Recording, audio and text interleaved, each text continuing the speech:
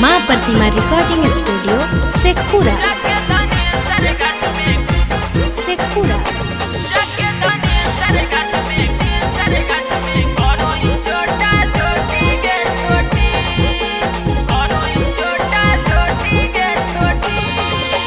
घर से जाही पढ़े की जाही लड़े गे छोटी, घर से जाही पढ़े की जाही लड़े गे छोटी, जाके धनेसर घाट में करो ही झोटा झोटी गे छोटी, जाके धनेसर घाट में करो ही झोटा झोटी गे छोटी।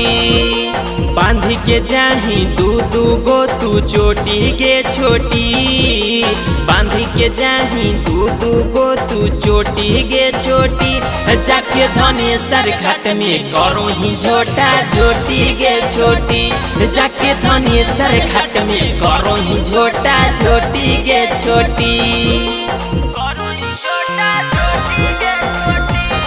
मिक्स बाय शैलेंद्र बाबू।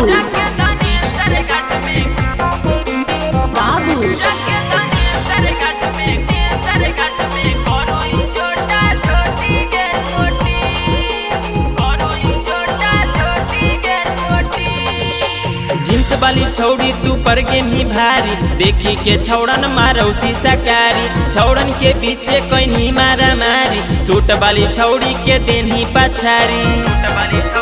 है गे सुनना जींस वाली छौड़ी तू पर गे मी भारी, देखी के छौड़न मारो सकारी, छौड़न के पीछे कोई नहीं मारा मारी, सूट वाली छौड़ी के देनी पछारी।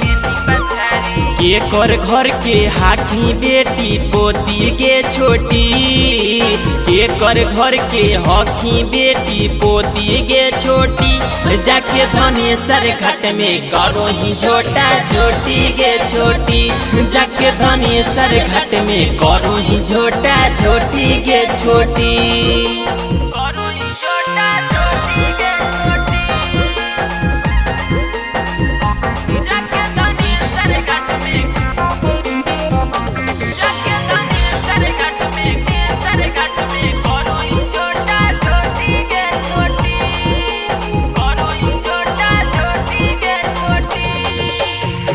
खातिर छौड़ी कहीं लड़ाई, झोटा पकड़ के देनी ना बाई, पूरा जिला के देनी हिलाई, लालजीत शैलेंद्र करो हो बड़ाई।